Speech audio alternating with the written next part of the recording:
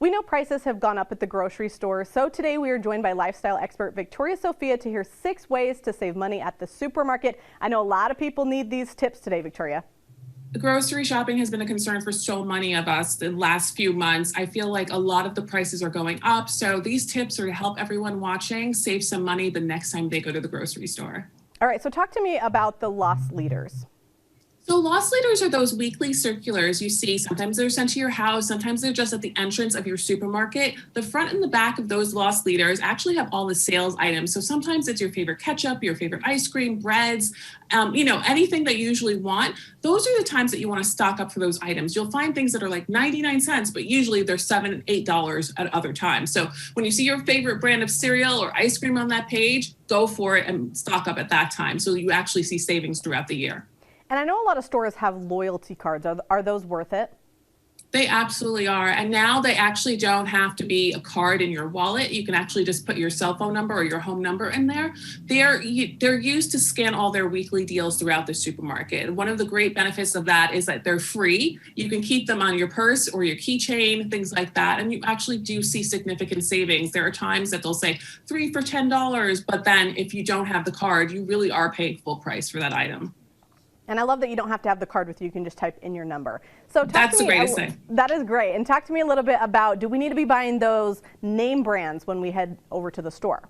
There are times that you don't need to buy name brands. Buy the generic brand when it doesn't matter. Now, I'm not saying it's when it's time for you to buy your favorite ketchup. I would never buy generic for my favorite ketchup, but there are times like flour, sugar, things of that sort. You really don't need to buy the name brand for it because of the fact that they're usually very similar. So if it's cooking oil, flour, sugar, these are things that you want to do.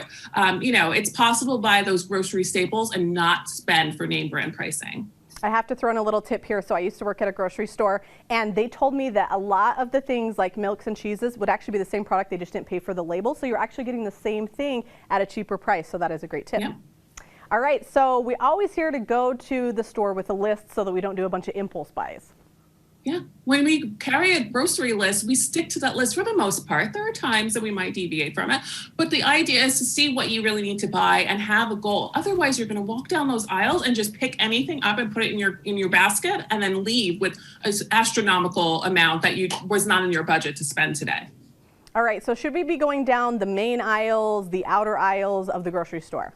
I always say shop the outer aisles of the grocery store. You'll notice now that I'm saying this, the fresh food is always around those outer aisles as soon as you walk into the supermarket. The boxed items are in the actual aisles that you go up and down, but the outside perimeter is where you'll find the fresh fruits, the vegetables, things that you want, and they'll be less cost for you.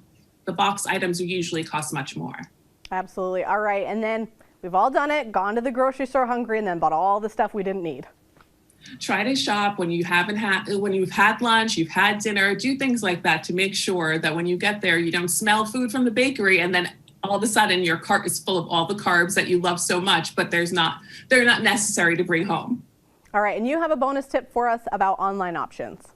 I feel like a lot of supermarkets now have online options where if you sign up, your local grocery store might give you a discount for signing up on their site for your groceries and then picking them up. You'll get a discount for like pickup, or they'll have like a discount if you just use their app in advance or become a member of their app. So I think that's something that you want to look into, because if there's a discount for just picking up your groceries and not having to go around the store, I think that's great. All great things to save us money at the grocery store, especially during this expensive time. Victoria Sophia, thank you for your time. Thanks again. All right, stick around. Studio 10 continues after the break. Looking for something to do? Check out the